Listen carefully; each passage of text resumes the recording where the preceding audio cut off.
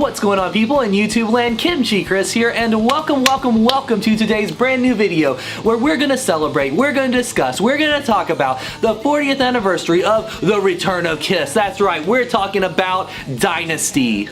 So of course Dynasty came out in 1979 and it's the 40th anniversary of this record, and what a record it is. Now today I don't really want to do so much of a review of it. I at some point want to go through and do a really in-depth review of every Kiss record because I'm a masochist and I think that's a good idea for some reason. But today is more for discussing my personal history with this record when I got it as a kid, how I felt about it then, how it changed over time, and how I feel about it today. But of course it isn't a Kiss record without merchandise, you know, like this shirt right here, or this bootleg poster that's always behind me on the wall, or, you know, what else do we have? I have a pile of some things I grabbed. Here's my original CD I had of it. Look at that. It's got a bunch of cracks there on the front, cracks on the back. I eventually got the remastered edition, of course, on CD as well. You gotta get that. You know, sometimes you gotta get a bootleg DVD of one of the live shows even. That's a pretty cool thing. You don't see the actual printed out Kiss Vision ones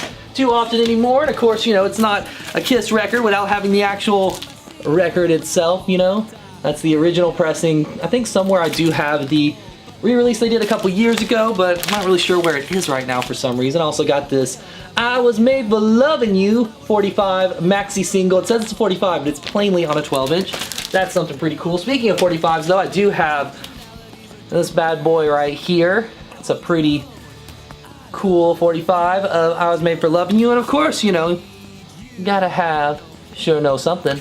These both came out of that box set with all the 45s from a couple years back, so they're not originals, but they are still pretty awesome to have in the collection. And of course, there's more merchandise lying all over this house. I just didn't want to grab all of it. I have the guitar tab book, I have posters, I have postcards, photos, all kinds of stuff. It's Kiss World, and there's always so much Kiss merch for every record. But back to the actual music itself. So I got this when I was a kid. I was little. I don't remember exactly where this was in my history per se, but I do remember getting that CD that I just showed you guys. And I remember when I put this on, I did not love it at first because I Was Made for Loving You was very off-putting to me. Now, the internet wasn't as big a thing now, so I didn't know people's opinions going into it. I didn't really know what to expect. I couldn't go on Spotify, I couldn't go on YouTube, Amazon Music, any of these things, but I didn't really like it. You know, I liked God of Thunder, I liked Shock Me, Watching You, Parasite. Those were my Kiss jams, and I Was Made for Loving You doesn't really do that, of course, but luckily the record started to get a little bit more, you know, value in my life when 2000 Man came on. But then you had stuff like Sure Know Something, Dirty Livin', even Charisma, things like that I love now. You know, spoiler alert for what happened later on this record. But at the time, I didn't love this record, and I did know enough about the members to know who was doing which songs, and I did love all the Ace songs, you know. Again, 2000 Man, Save Your Love, Hard Times. Ace was the star of this record to me then, and he's kind of still the star now. I mean, even though the star child himself, Mr. Paul Stanley, had the singles, and they were awesome, huge, big hits, but to me, this was always an Ace record since it was really him coming out of his shell. And even at the time, again, I don't think I even knew the order necessarily these records came out. I just knew that there was a lot of Ace on here, and I always liked that guy at the time. I thought he was cool, and you know, I was not wrong. He was pretty cool.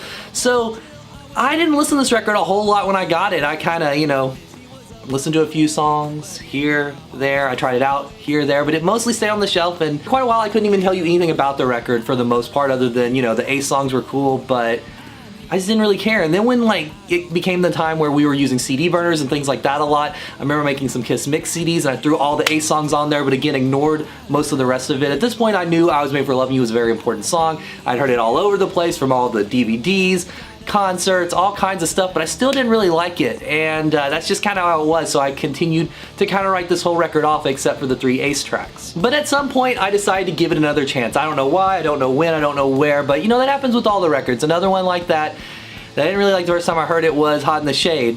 Eventually gave it another chance, still wasn't a big fan of it, but you gotta do it always, and Hot in the Shade, I continue to do that to this day, and I have more songs on that record now that I like than ever before. So I gave Dynasty a second chance at some point when my music taste had evolved a little bit, and man oh man, I was floored. I loved it. I don't know why I hated it so much when I was younger. Well, I mean, I know why I hated it. I talked about it earlier. I like the more hard driving stuff, but I was so excited. That might be a better way to say it. I was excited when I finally started to appreciate the return of Kiss, the big Kiss comeback record, the Kiss disco record, as many say, but there's not a whole lot of disco on it. But I started to really like this record. And honestly, part of what did it for me were the costumes. Now, I know a lot of hardcore Kiss guys hate these costumes, and it seems that Kiss might even hate these costumes since they still have never brought them back even in recent years. But I love the costumes, especially being younger. These were big superhero, larger than life Kiss costumes. I mean,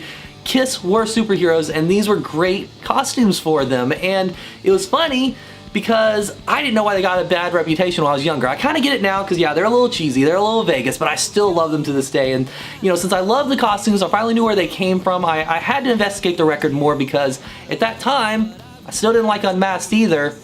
You know, when we get to a video about that, you'll find out how my opinion, you know, differed on that because, spoiler alert, I do like that record now. But I really wanted to see what was going on in the band from these awesome costumes, so I decided to delve into the record again. And man, oh man, the fact that I hated Sure Know Something for so many years is just like mind-boggling to me. It's such a good Kiss song. I know some people will rate this in like their top 5 Kiss songs ever. I wouldn't go that far for me, personally. But I do love the song. I actually like the Unplugged one better, but it's such a great song. Dirty Livin', I don't know how I ignored that. That just again, baffles my mind. Same thing with Magic Touch, same thing with Charisma. Really, the only song on here I don't love is X-Ray Eyes, and I still think it's a pretty good song. It's not bad at all. This is definitely not a Gene record with really only Charisma standing out to me, but you know, with only having one song that's even so-so, this is a great record overall. And even though I said I love them from day one, of course we can't forget the Ace songs, 2000 Man, Hard Time, Save Your Love. I mentioned them earlier, we're mentioning them again, they're that good. When I saw Ace just a couple weeks ago, he's still playing Hard Times and still does 2000 Man. It's so awesome. Even when we did Save Your Love on those videos from the cruise, he didn't play it that great, but I was still excited to see him play it because these are just 3 smoking rock and roll songs. Even says it's a disco record, listen to those Ace songs. You know, I'll wait for you. I'll wait. You can pause the video, go listen to those Kiss songs or the Ace song. I can't even keep track of what it is because they're that good. They're that good. Just go listen to the Ace songs and come back and tell me this is a disco record because it's not. I mean, it does have some disco tinge songs. I Was Made for Loving You. You know, stuff like that. Even with that one, I love the Alive 3 version better because it does take out a lot of the fluff, makes it a more rockin' song. I think that's a better version of it. That's the version that eventually got me to actually appreciating the original even was the Alive 3 version because that one I really like. I think that is a smoking version of it. And of course you can't talk about Dynasty without talking about the tour here. You know, this, showed it to you guys earlier. You don't see the printed out bootleg DVDs too often anymore, but this is an amazing bootleg DVD if you ask me. I love it. I absolutely adore it. Is it the best Kiss performance ever? If you've seen it, you already know the answer. These guys were not firing all cylinders at this point, but the fact that you have the solo record songs in there, you know, you got Peter laughing in the middle of Beth, you got the amazing costumes as we talked about, you got, you know, Gene and Paul still firing all cylinders, you got Ace doing a pretty good job. It's, you know, Peter's the weakest one on it, but as a result, he's still fun. He's still fun to watch, and that's a great classic bootleg in my opinion. I know a lot of you share that opinion.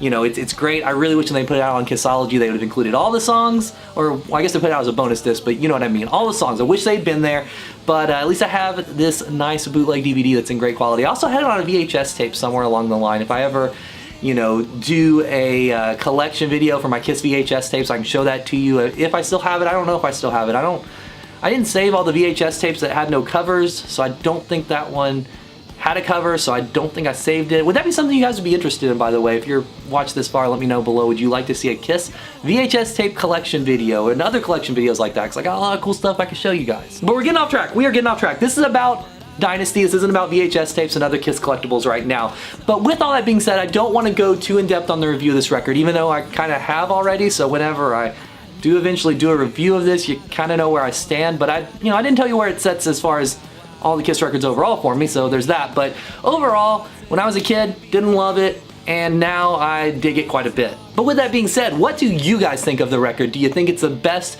Kiss record ever? Do you think it's the worst Kiss record ever? I haven't heard a lot of people say either opinion on that, in all honesty, but let me know, you know, surprise me in the comments below. Let me know what you think of this record. Let me know what your favorite songs are. If you have memories, hey, maybe you saw this too, or maybe you are a lot older than me and got to see it. I would love to hear some memories from that. So let me know in the comments below. And if you're new to this channel, make sure to hit that subscribe button, hit the alarm so you get the updates. Give it a thumbs up. Once again, my name is KimchiChris, and I will see you guys on the next video.